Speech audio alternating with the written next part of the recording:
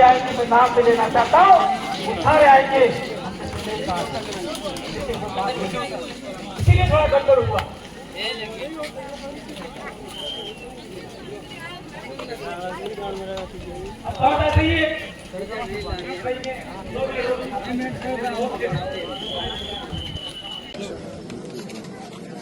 આજે અમે માનગઢની ભૂમિ પર 17 જુલાઈ 2026ના રોજ અહીંયા ગાડી ભેગા થયેલા છે, જેમાં મહારાષ્ટ્ર, રાજસ્થાન, મધ્યપ્રદેશ અને ગુજરાતના તમામ આદિવાસી સમાજના આગેવાનો, યુવા સાથી મિત્રો, અલગ અલગ સંગઠનના લોકો આજે એક મંચ પર અમે ભેગા થયા છે. આજે દેશને આઝાદ થયા 79 વર્ષ થઈ ગયા, તેમ છતાં પણ આજે અમારા આદિવાસી સમાજના લોકો રોડ, રસ્તા, શિક્ષણ, આરોગ્ય માટે આજે એ લોકો વલખા મારી રહ્યા છે. આજે અમારા લોકોને ન્યાય નથી મળતો. આજે અમારા લોકો જે ખેતીની જમીન જે લોકો જંગલોમાં ખેડી રહ્યા છે, આજે તેવા લોકોને એનકાઉન્ટર કરી દેવામાં આવે છે, નક્સલીઓ જાહેર કરવામાં આવે છે, ખોટા કેસો કરવામાં આવે છે, એફઆઈઆરો કરી અને અમારા આગેવાનો હોય, ધારાસભ્ય શ્રી ચૈતરભાઈ વસાવા હોય, એવા લોકોને આજે ખોટા કેસો કરી આજે એમને જેલમાં મૂકવામાં આવે છે, અમારો અવાજ દબાવવામાં આવે છે. પણ મિત્રો, આજે અમારો તમામ આદિવાસી સમાજ આજે જાગી ગયો છે અને અમારા હક અને અધિકાર માટે અવાજ ઉઠાવે છે.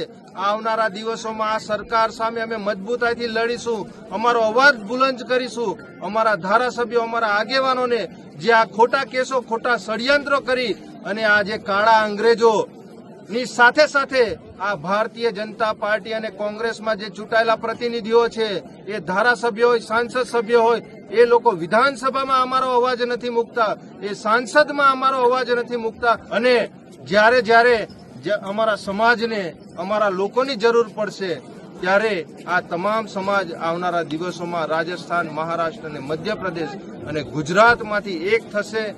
અને જેવી રીતે ગોરા અંગ્રેજો અમારી પર રાજ કરતા હતા, એવી રીતે અમારા જ આદિવાસી સમાજમાંથી ઘણા નેતાઓ ચૂંટાઈ અને આ ભારતીય જનતા પાર્ટીમાં પોતાના સ્વાર્થના એ લોકો રોટલા શેકી રહ્યા છે. એ આવનારા દિવસોમાં અમે નહીં થવા દઈએ.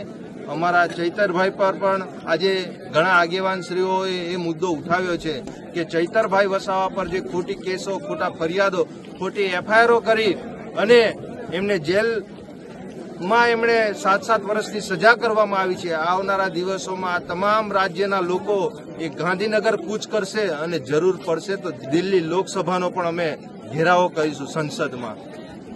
જય આદિવાસી, જય જોહાર.